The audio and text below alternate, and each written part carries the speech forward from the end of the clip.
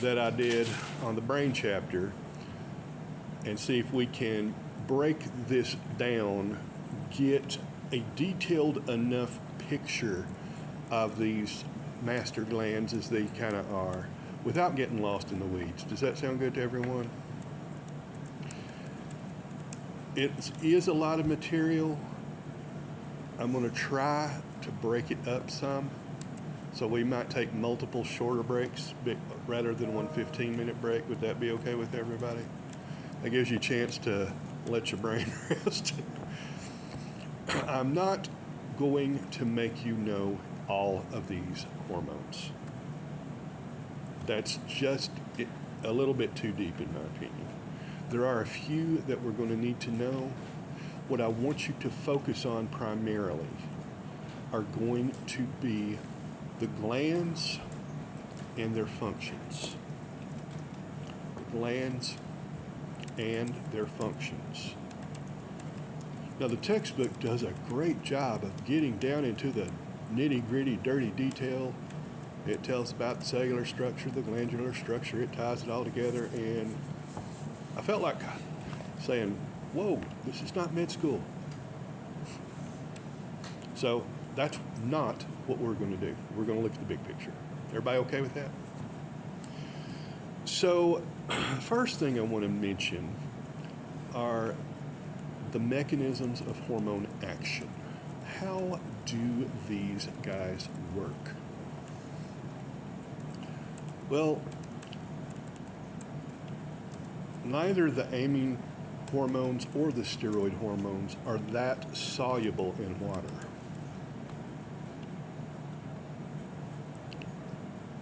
Yet we know they get carried through the bloodstream, so how do they do it? Well, the answer is they bind to plasma-soluble proteins. Plasma-soluble proteins. We're not used to thinking of protein as something you can dissolve in water, right? We've all had steak. I don't think you're going to get a steak to dissolve in a glass of water. But these proteins belong to a very broad group called albumins. ALUBUMINS.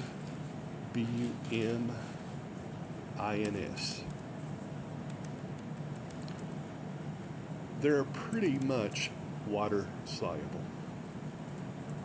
Y'all want a real life example of an albumin that I know everybody's come into contact with? Egg whites.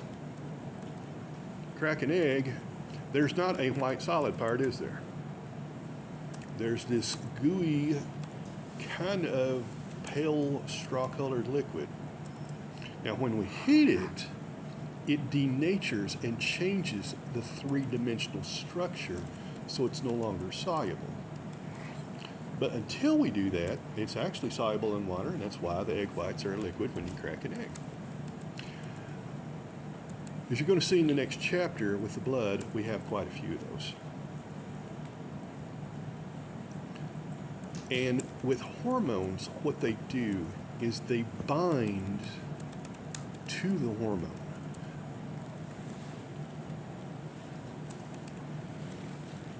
Once they bind the hormone, the entire unit is now water soluble.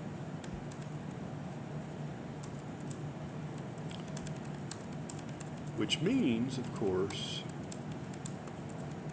it can now be transmitted through the bloodstream.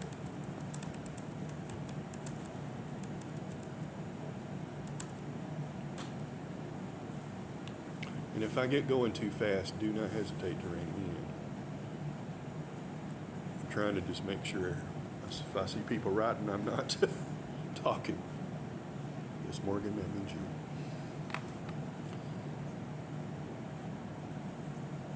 So number one is it allows the transport, right?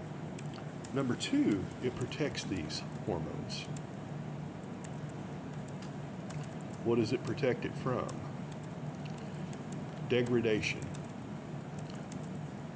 if you take a drug, if you ingest a toxin, eventually it's going to reach the liver or possibly the kidneys. If it reaches the liver, it's going to be broken down by enzymes. Alcohol is a poison, right? It's one of the reasons people get drunk. They're actually ingesting a toxin. Did you know that?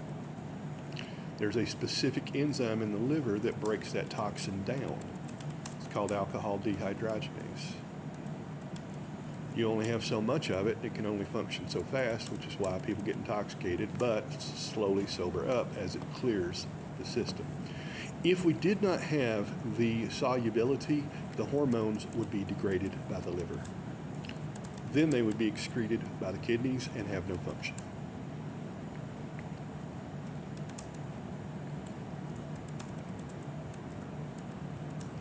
The key term here is half-life.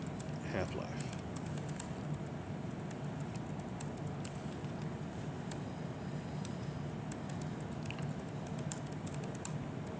When we talked about the half-life of, say, a radioactive isotope, if you remember, that was the period of time it took for half of that sample to decay into something else, right? When we're talking about either drugs or hormones in the body, the half-life is the length of time it takes for the concentration to drop from 100% to 50%. Basically, how fast does the body lose the hormone through use?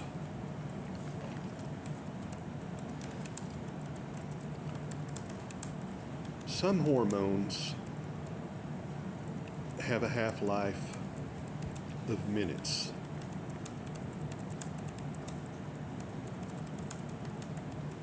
Adrenaline's an example. We've all had a surge of adrenaline, haven't we? You're driving south towards Oneida to go home after a long day, and somebody whips a car right out in front of you, and you slam on the brakes and lock it up, and then they honk their horn and flip you off. And you're having this, yeah, a half-life of adrenaline. By the time I got home, I was good. Okay. They said, I'd have just rammed him.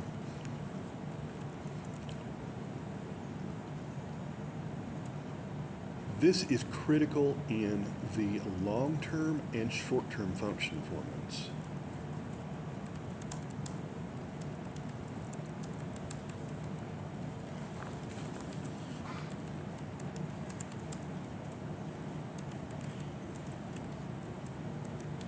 It's also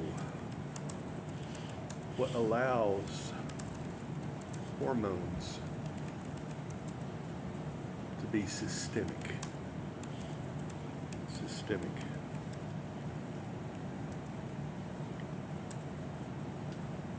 And by that, if you remember, I mean system-wide. Do we have a systemic response? Yes. When you get a shot of adrenaline, your heart speeds up, doesn't it?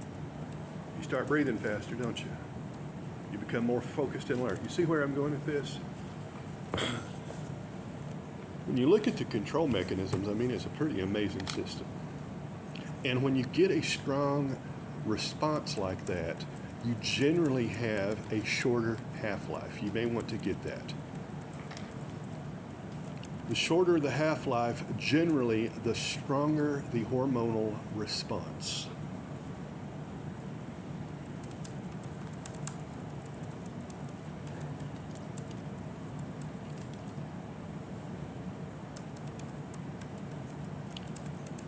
And that's good because sometimes you need that burst. But you don't want to be an adrenaline junkie and running around buzzed on adrenaline all the time either, do you? Anybody here ever really had a bad scare and you come back and your hands are shaking a little bit after you calm down? That's normal. That's because the half-life has run out. Contrast that with a long-term hormone like testosterone or estrogen. When you look at the effects that those hormones have on the development of secondary sexual characteristics throughout puberty and adolescence, that's a pretty long time. When you get down to it, years worth. You don't just instantly change overnight. Once the hormone gets to the target cell has specific receptors on it. Specific receptors.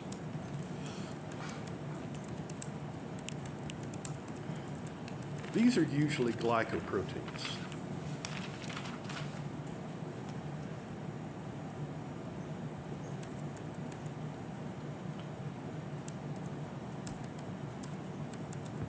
The targets can actually be upregulated by producing more receptors or downregulated by producing fewer receptors. So not only do you have a level of control with the half-life, now you've got an additional level of control with the uptake.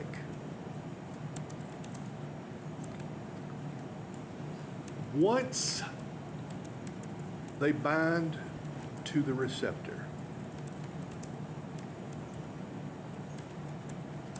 the molecules are taken into the cell.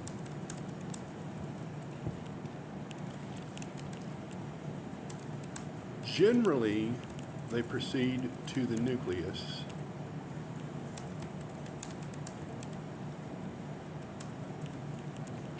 And initiate transcription.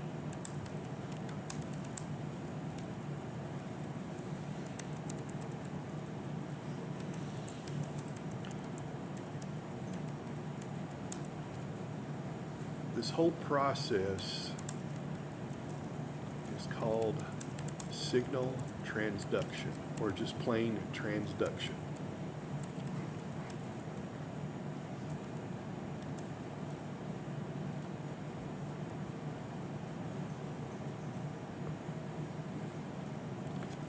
Transduction acts directly on the DNA to initiate that response.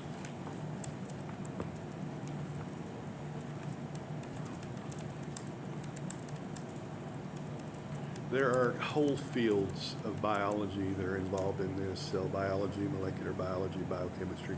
We're not going to get into the weeds like your book does. We're just going to stick with that. Does that sound good to everybody? So do y'all feel comfortable with the idea of how hormones work? We've taken them from the source, which is whatever gland they are. We move them through the bloodstream because you have this complex they formed with the albumins. They reach the target, go through the receptor, initiate transduction. You've got your response. Okay. That's one level of control. That is one level of control.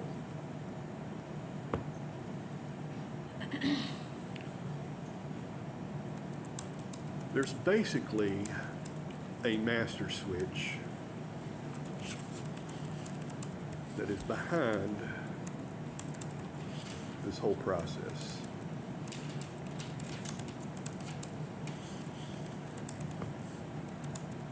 And this is a portion of the brain. Everybody see the arrow?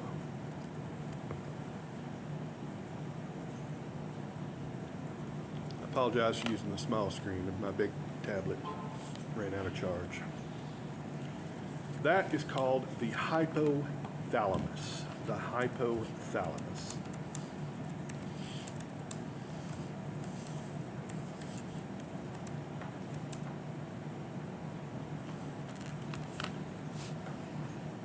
The hypothalamus, as I said, is basically the master switch. And it controls metabolic processes.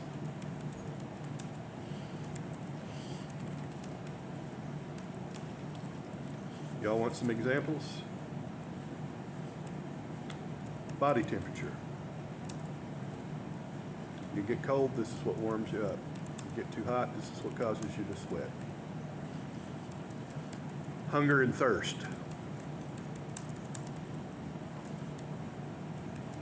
It's what makes you want food.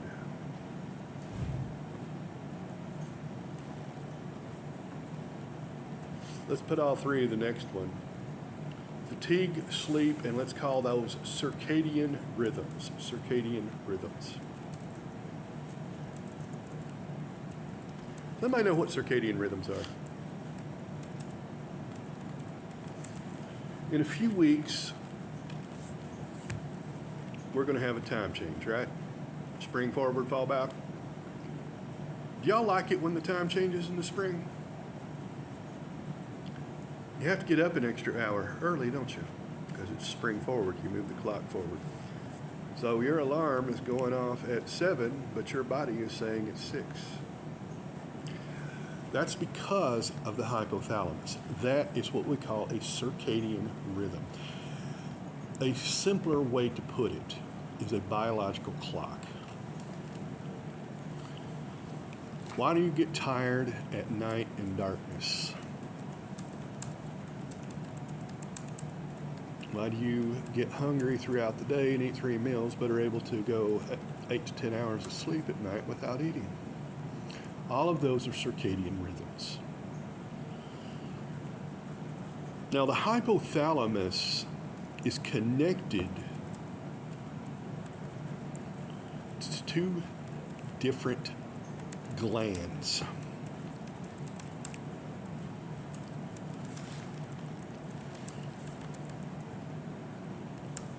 The first of these is the pineal gland. P-I-N-E-A-L. Pineal. Pineal. I've heard it pronounced both ways.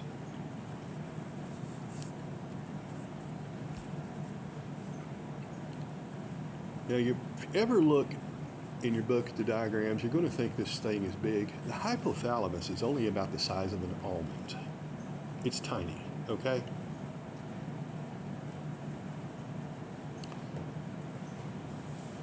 The pineal gland is even smaller. It's directly connected to the hypothalamus. The function of the pineal gland is to produce the hormone melatonin. Melatonin.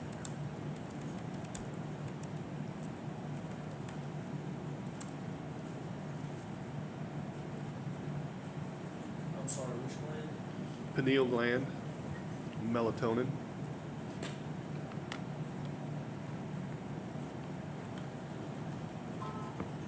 Melatonin acts on the central nervous system.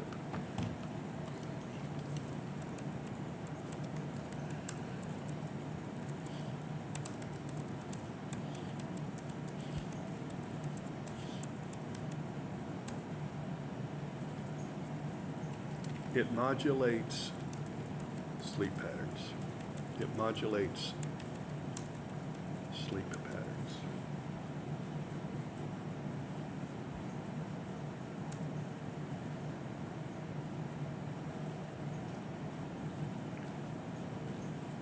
The way it does this is through exposure to light. Light.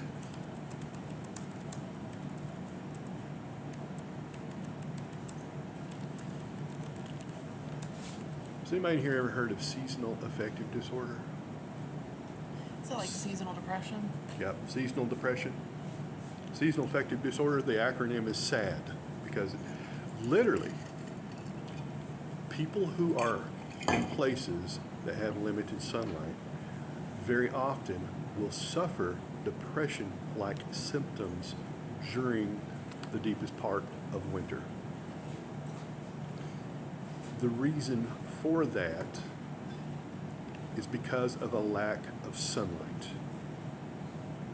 And the actual treatment, I kid you not, is to get a lamp that puts out light in the same wavelength as the sun and have exposure to it for like a couple of hours a day.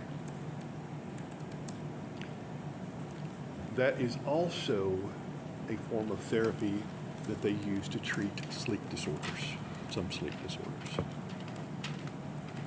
And on top of that, taking melatonin as a supplement, which I find it ironic, it's not really regulated by the FDA because it's not a drug. They consider it a dietary supplement. A lot of people take it for jet lag to help reset their body clock. So if we went halfway around the world, let's say we went to Australia. Right now in Australia, it's 1 in the morning on the East Coast there. I've got a really good friend, and he lives in Melbourne, and it's so weird to talk to him because I'll stay up till 11 o'clock at night, and for him, it's the very next morning. I'm talking to somebody on a different day. Kind of fun. I remember one time I actually got a call about 2 in the morning. He had got some exciting news. He was getting married, and he wanted to tell everybody, and he forgot that it was 2 in the morning for me. We actually spent some time together at Vanderbilt, and when he came from Oz to Vandy, his entire body clock was completely messed up. He actually took some melatonin to help him reset it and get used to Nashville time. And that really, truly is the only function of the pineal gland. So is everybody cool with that? Let me see if I've got one more thing here.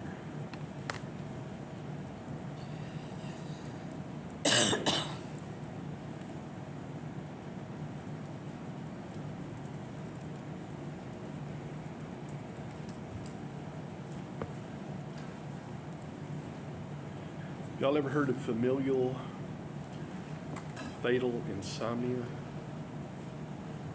It's an inherited form of a disease disorder, and basically what it means, the proteins that make up this gland are mouth-shaped, and they basically prevent you from sleep, and eventually you will die. Your sleep begins off fragmented. They typically diagnose it about 18 months if they're watching closely, but you can live until about 45 or 50, but very few people live beyond that. Pretty weird stuff. So any questions about the pineal gland and its function? Okay. Back to the hypothalamus. Something else it does is it functions, believe it or not, in relationships.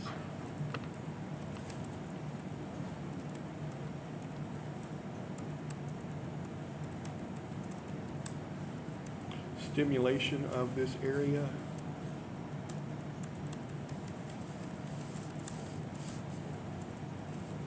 actually increases the bond between a mother and her child.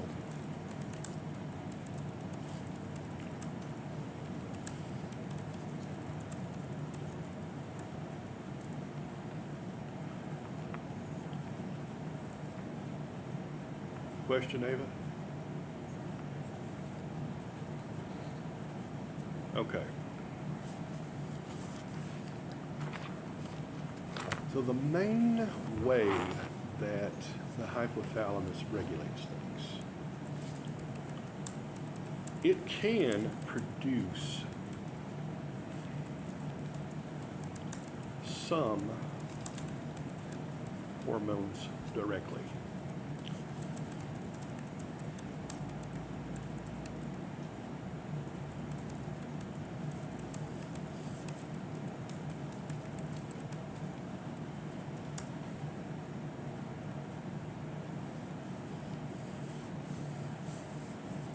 This is one of the areas of the brain that exhibits sexual dimorphism.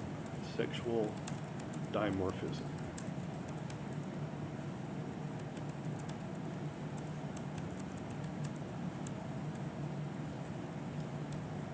Does anybody know what that is? Is that like puberty? Huh? Is it like a puberty? Sort of? Nope. No? Aiden, stand up. Whitley, stand up. Stand next to each other. They're a couple, so I don't think they matter. Do you see a difference in size here? Yeah. Very noticeable. And I'm not trying to embarrass y'all. I appreciate you doing this. This is sexual dimorphism. There are only 2 males in the room, and I'd be willing to bet we're taller than I think all of the females in the room. That's no insult or slam. That is a biological difference that is actually encoded in the brain. This area of the hypothalamus that controls growth is actually bigger in the males.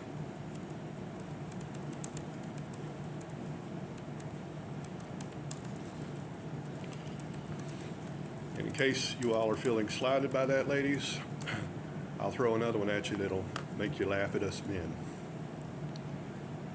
Because of this sexual dimorphism, men are hardwired to prefer the scent of females. Did you know that? Men would rather smell women than other men. That makes sense. So would you? Is that what you said? I said that would make sense.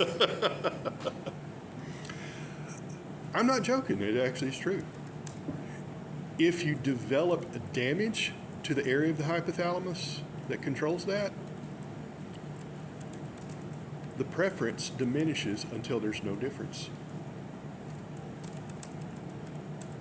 Pretty cool, isn't it? It's one of the very few areas of the brain where you actually can see the sexual dimorphism. I just want you to be aware that's a real thing. Now, I'm not going to touch any of the political stuff or go out on saying what that means about cross-dressing or transgenderism or homosexuality or heterosexuality or any of that. And I wouldn't touch that with a 10-foot pole. But I want everybody to be aware there are biological differences there. Is everybody okay with that? All right. Let's see. One thing that the hypothalamus does is it releases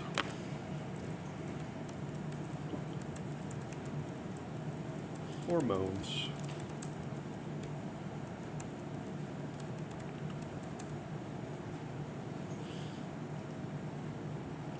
through the pituitary gland. The pituitary gland. P-I-T-U-I-T-A-R-Y.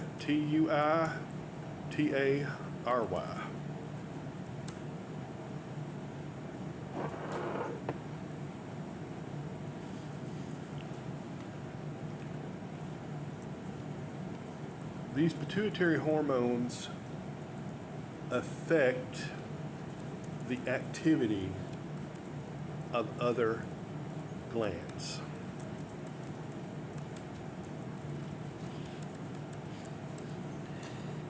They prefer what? They affect the activity of other glands. The pituitary is sometimes called the master gland.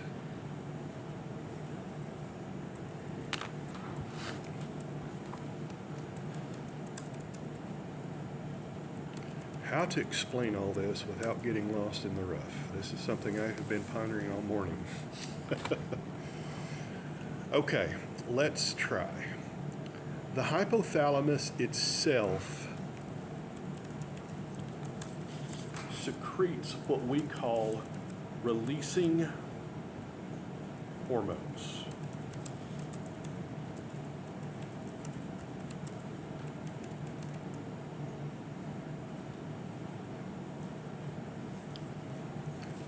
A few of these are made directly in the hypothalamus and released to the bloodstream.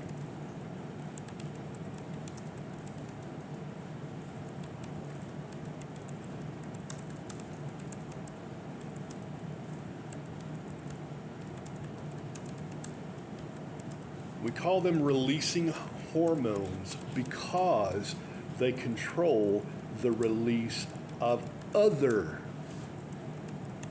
hormones.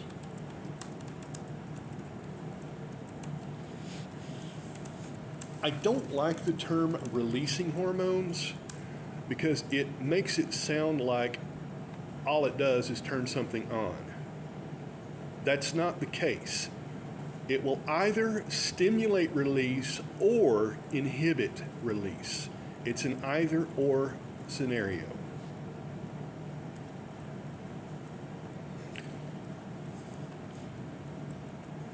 Releasing hormones are amine hormones. They're not steroidal, they're amine hormones. Remember we talked about those two groups, so you may want to get that in your notes.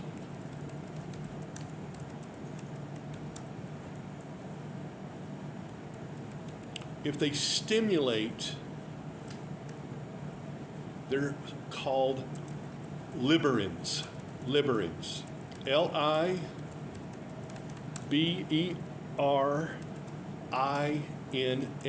Liberins, from liberate.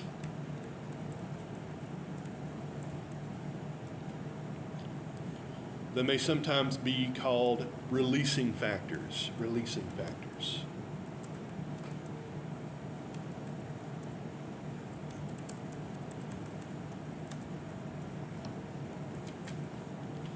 If they are inhibitory, they're called statins. Statins. Or inhibitory factors. Statins or inhibitory factors.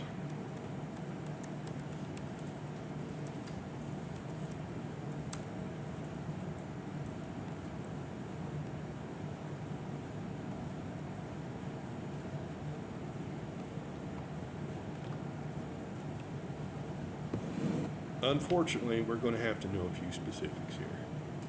Abbreviations will be fine.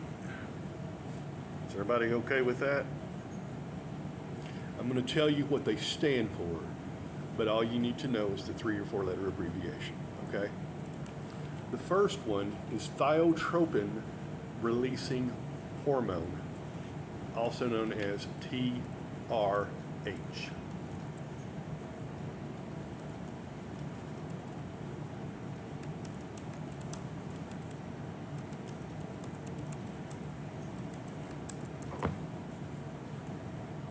Now remember, TRH is made by the hypothalamus.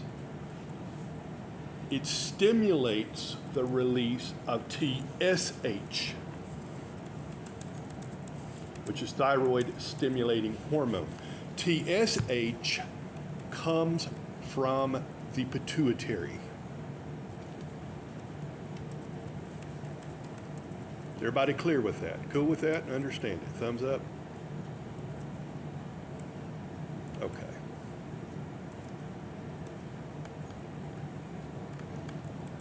TSH stimulates T3 and T4 in the thyroid. It stimulates T3 and T4 in the thyroid.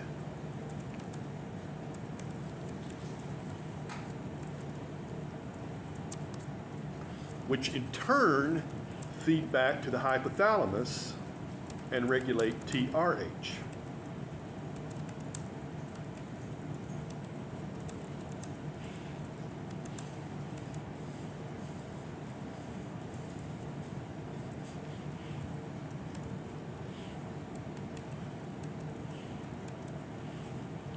Everybody follow that? TRH regulates TSH, TSH regulates T3 and T4, T3 and T4 feedback and regulate TRH. Hypothalamus,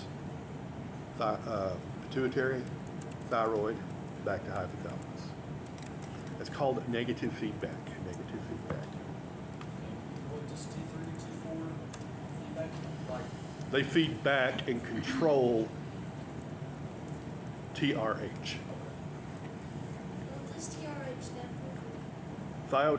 Thyrotropin releasing hormone.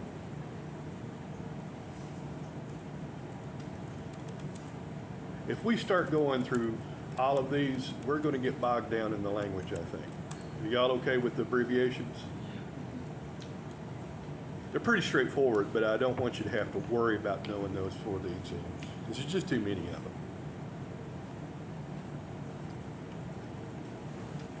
The second one is CRH. CRH. This is called, and you don't have to write this down unless you want to, corticotropin releasing hormone. CRH stimulates the pituitary gland to stimulate the stress response. So the hypothalamus releases CRH. CRH stimulates the pituitary. The pituitary releases additional hormones that control the stress response. That's nice and simple, isn't it?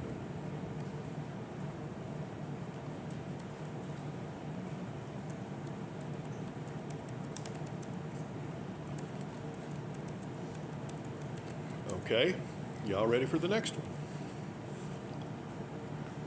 Gonadotropin releasing hormone. Capital G, little n, capital R, capital H. GnRH. This stimulates the pituitary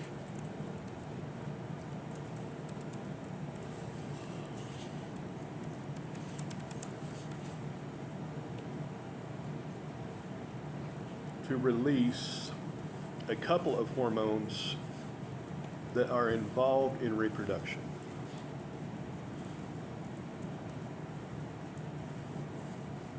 Yeah, that's a good way to put it. Example of things they control would be ovulation or the release of an egg from the ovary, lactation or production of milk,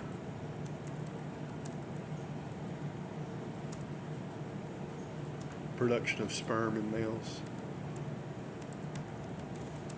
I think that's sufficient detail without getting bogged down in the weeds, don't you? And then the last one, we'll take a short break after this. Human growth hormone, GHRH. Growth hormone releasing hormone.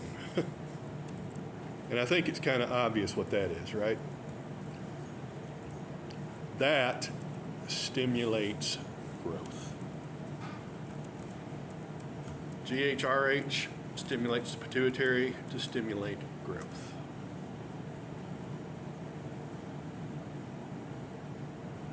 Everybody with me? What do you got, about a page, page and a half?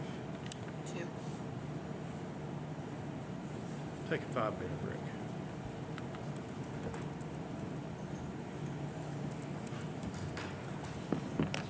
We're working our way through it.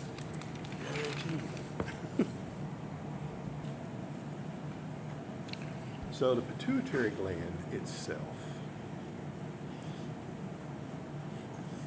is the master control of all of the glands. And I'm just going to list the functions.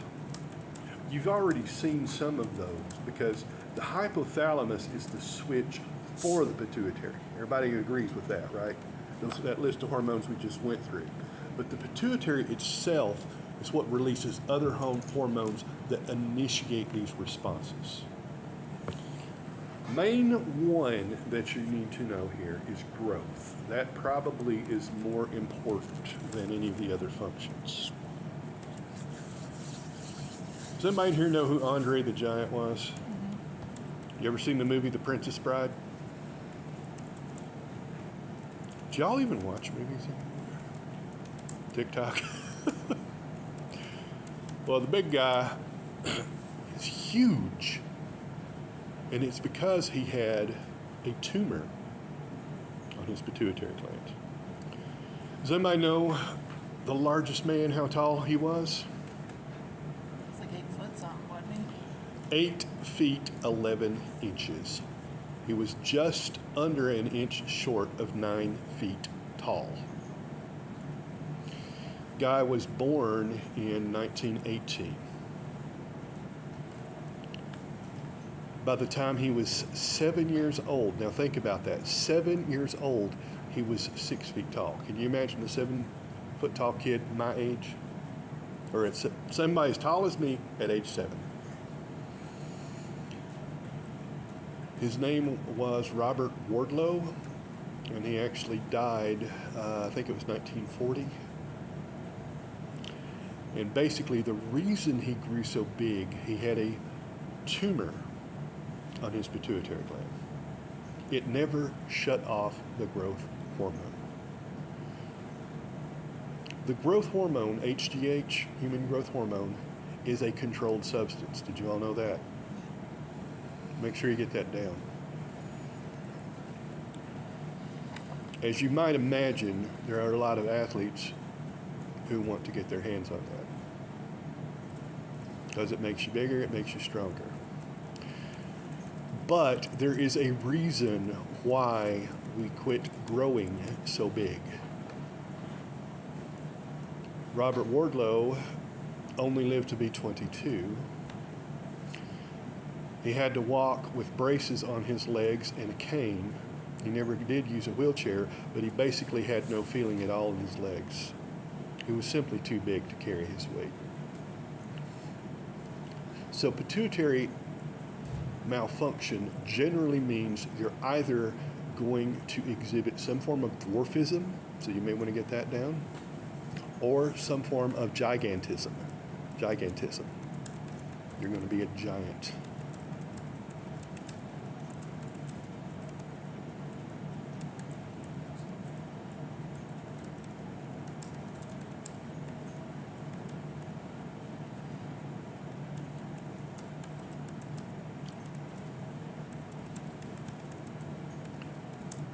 Both of those tend to have very significant health impacts. I'm not going to go down that road, but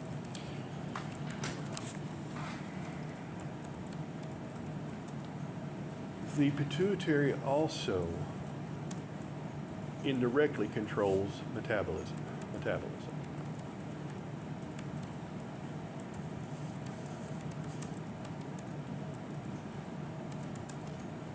Stress response, we've already mentioned that.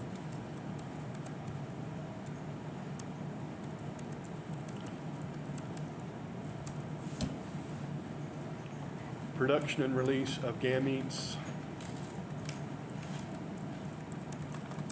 Production of breast milk.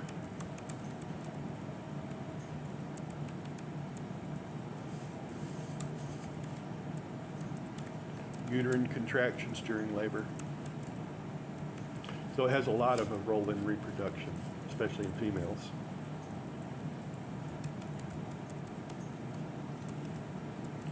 And the last thing, water balance, the water balance in the body.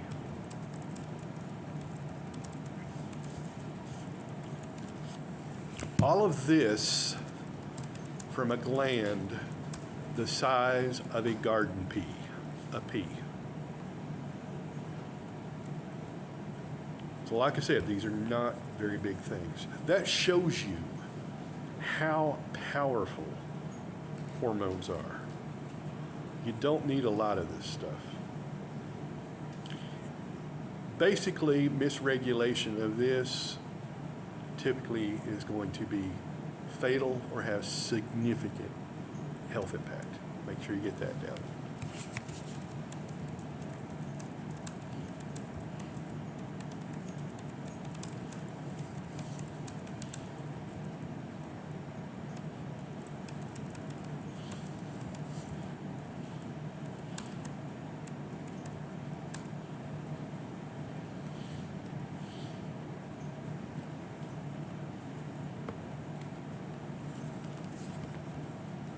One hormone that the hypothalamus and pituitary do together is called oxytocin. Oxytocin. OXYTOCIN.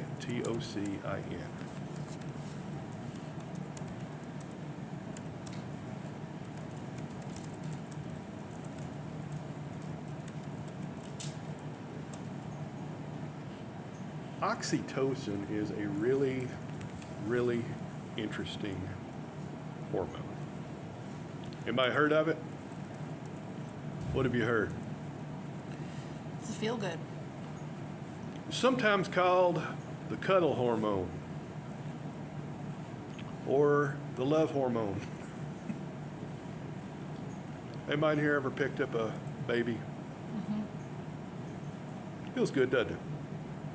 Gives you a nice warm fuzzy feeling deep down. That's oxytocin causing that. Anybody here ever been in a close relationship with somebody?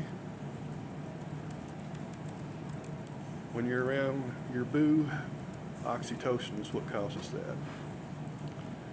We laugh, but actually one of the things it ends up controlling, believe it or not, is arousal. Sexual arousal. It's generally produced by the hypothalamus and stored but released through the pituitary.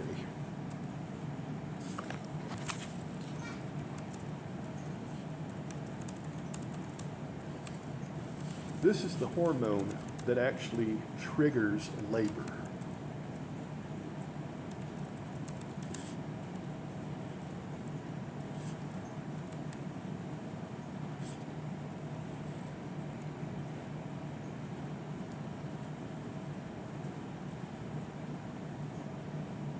Now, that's not to say that men don't produce this. We do. Believe it or not, holding hands with a man actually is a good thing. Touching him on just the shoulder or the arm stimulates the production of oxytocin. It's one of the reasons why human touch is so comforting. I am not going to go down that rabbit path. Like I said, these are pretty complicated things, but I wanted you to be especially aware of that one and its role that it plays. So everybody cool with that? An overproduction of this in a pregnant woman can actually induce an abortion or miscarriage.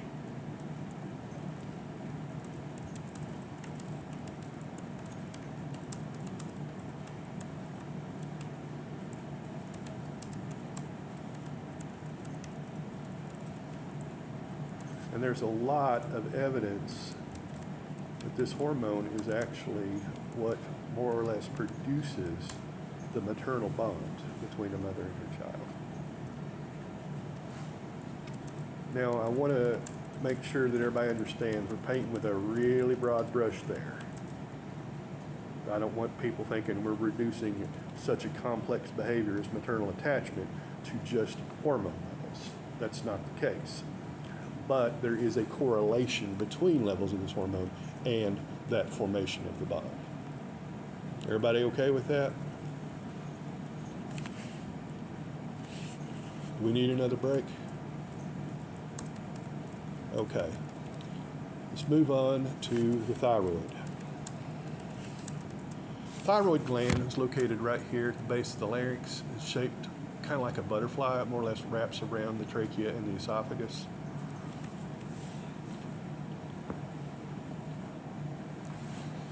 It produces two hormones, T3 and T4.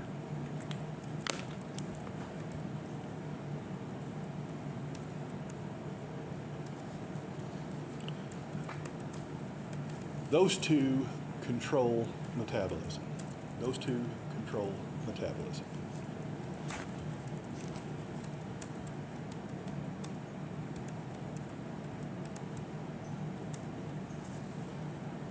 That in turn means they essentially control energy levels.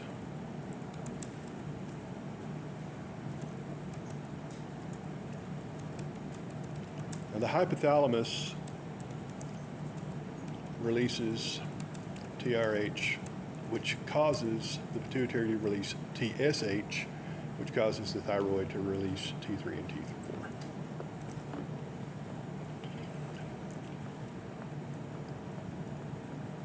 Very, very often, if you present symptoms such as extreme drowsiness, low energy levels, low appetite, extreme fatigue, weight gain, your doctor will probably order a blood test to check out your T3 and T4 levels.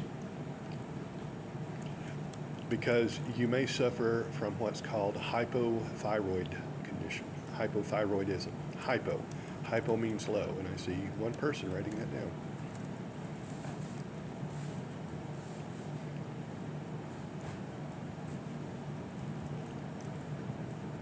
Let me tell you, living with someone who has that condition is rough. I speak from experience. And when I say low energy levels, I'm talking the ultimate couch potato. And I don't mean that as an insult to anybody. My ex-wife obviously had this. And I could tell when her levels were low because she just did not even want to get up off the couch to do anything. When you added in her lupus, it was a really extreme thing. It's controllable by synthetic hormones. They can actually prescribe synthetic hormones to assist with that.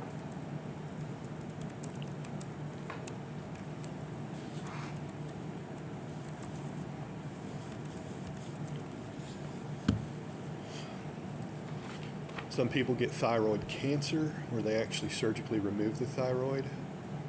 They'll also have to be in the synthetic hormone replacements. You can get hyperthyroidism, which is the opposite. You get too much hormone. If that's the case, you're going to get weight loss, fast heartbeat, irregular heartbeat.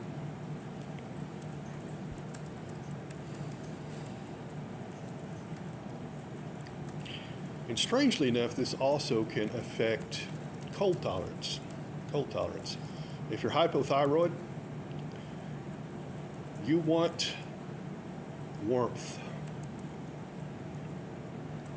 It's kind of funny because my wife would be shivering and she'd turn the heat up to something like 80, and then she'd take all the blankets and heap them on her side of the bed. And I'm laying over there on my side of the bed in just a pair of shorts sweating. And I take the bed cover and I double it over on her. And I've got a fan blowing on me. That's just a perception. It's not actual body temperature, but it can be significant as well. You hear some people say, oh, I've just got a fast metabolism, or I've got a slow metabolism. It really just comes down to the levels of the thyroid hormone, T3 and T4. Everybody okay with that? Okay. Similar to that are the parathyroid glands. Parathyroid glands.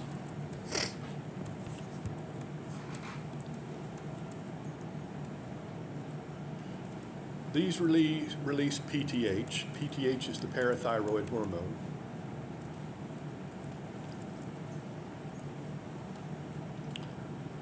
These control calcium levels in the blood. Calcium levels.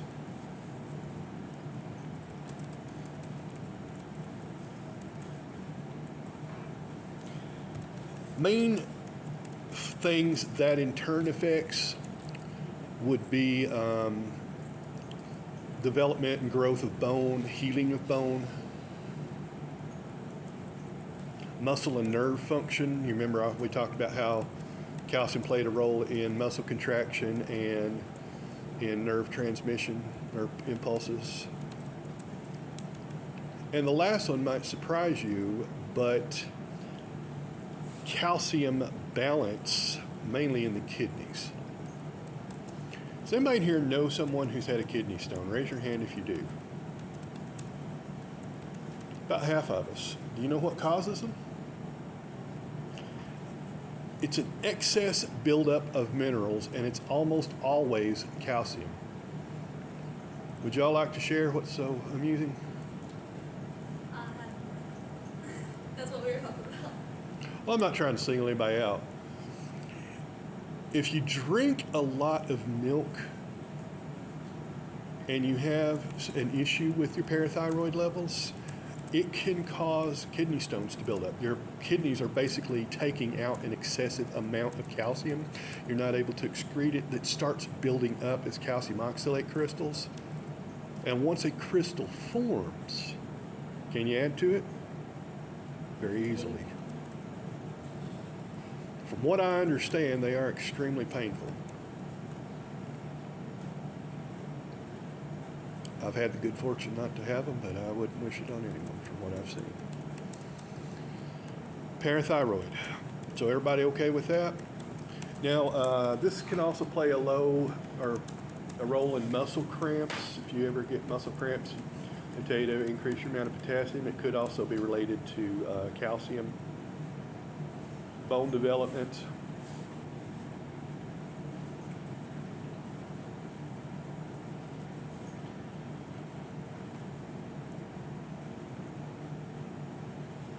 Okay, any questions about the thyroid or the parathyroid? Next up, the adrenal glands. The adrenal glands.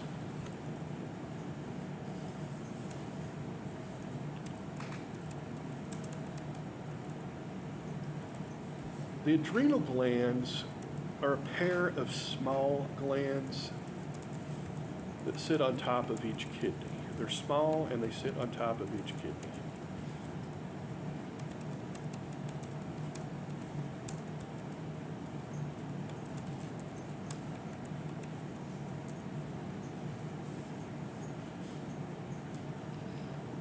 And the main function, believe it or not, isn't a stress response.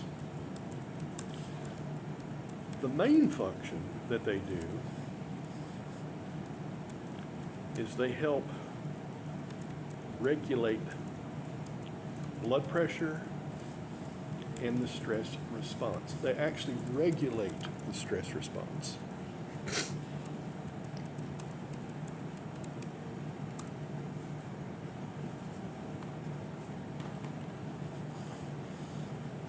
They regulate the blood pressure by balancing salt and water concentrations.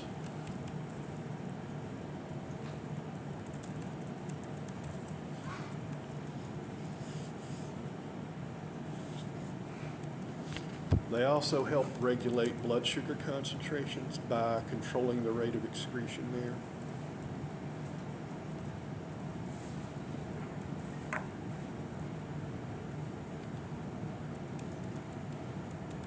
We're most familiar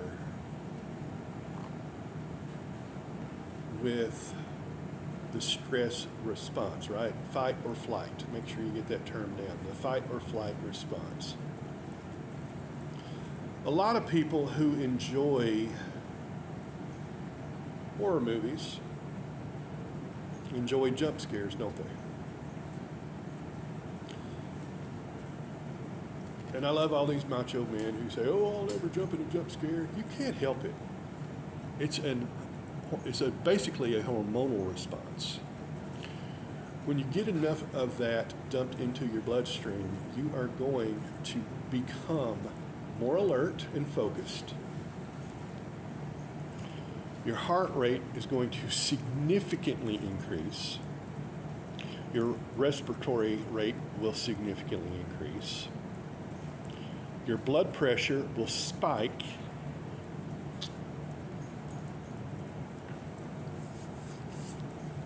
It's basically, as I said, fight or flight. Your life is threatened, you're going to have to run. Your life is threatened, you're going to have to fight.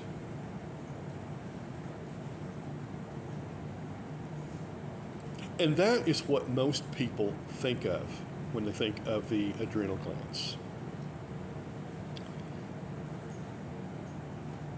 But they play a far more critical role in long-term response to stress.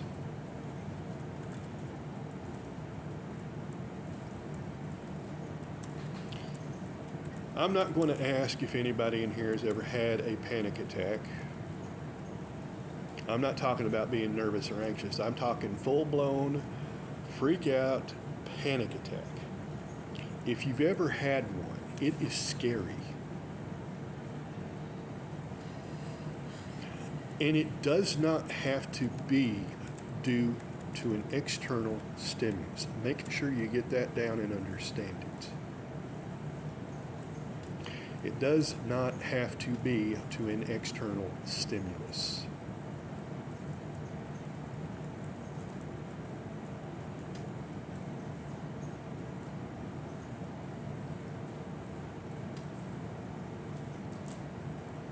How many of you have ever heard of the term PTSD? Post-traumatic stress disorder. This is something a lot of soldiers suffer from. Why? Because of constant, repeated, or intense exposure to stressful situations. Constant exposure,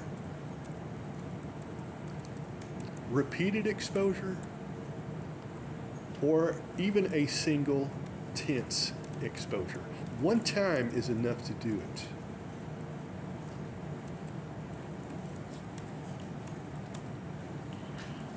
What happens is there's something called a trigger.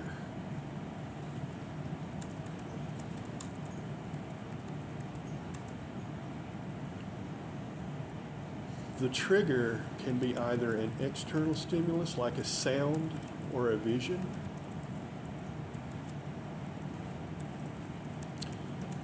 or it could be an internal trigger like a memory or even a dream.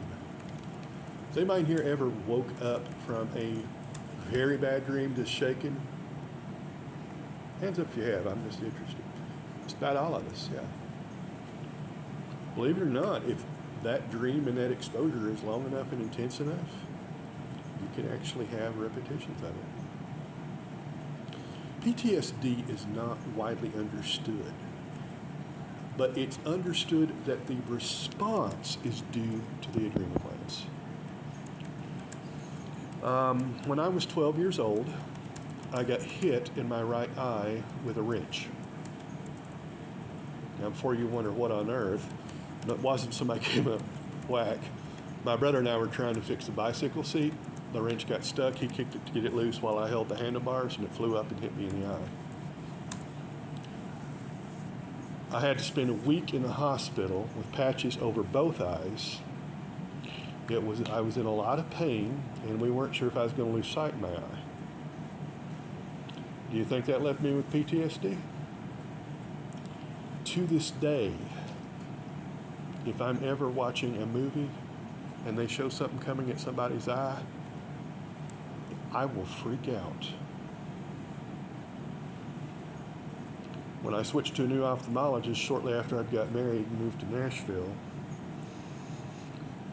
that was my wife's doctor. My wife told her, now when you see my husband, he's going to freak out. I don't think she truly realized what that meant. She came in and met me and then had them do the pressure test. Y'all ever had that done? When she came back in, she took one look at me, told the nurse to immediately go get something out of the lab and a blood pressure cuff. Well, what she got was a tranquilizer. They took my blood pressure and it had spiked 50 points just from sitting there going through that test. She said, I have never seen a response like that in a patient before. Well, when we told her what had happened, she certainly understood. I had one friend, you know how friends are in high school. I see you smirking over there. He didn't believe me, so he stood right behind me, tapped me on the shoulder. I turned around and he went, ah! Y'all want to know what I did to him? Punched him. I punched him so hard in the gut, he was doubled over for 15 minutes trying to breathe. I had no control over it. It was just total freak out. The effects of PTSD are very much like the initial stimulus. Make sure you get that down. Now, if we've all had panic attacks, we know how we can recover from them, right? But this has a significant long-term impact because of the other things adrenaline regulates. Notice I said blood pressure.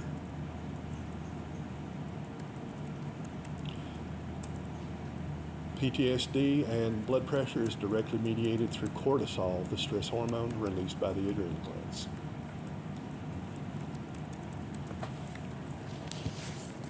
So I want you to understand this just isn't the fight or flight response. There are other things involved.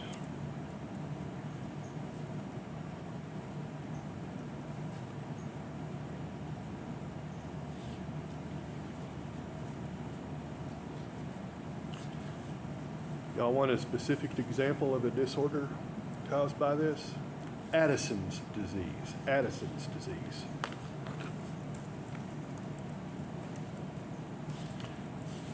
Fatigue, nausea, vertigo, especially when standing up out of a chair, and a darkening of the skin.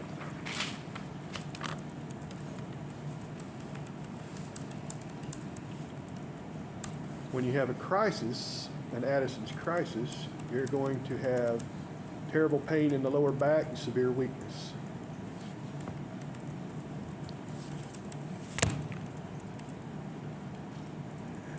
This basically is an autoimmune disorder where the immune system attacks the adrenal glands and they do not produce sufficient hormone. One of our presidents suffered from this. Does anybody know who it was?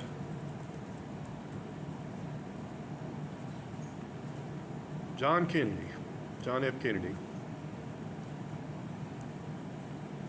He suffered from severe back pain for most of his life, and if you ever see old films of him, he's very often sitting in a rocking chair to help with symptoms of this. And if you ever see him standing next to his brothers, look closely at his skin, you'll notice it's a shade or two darker.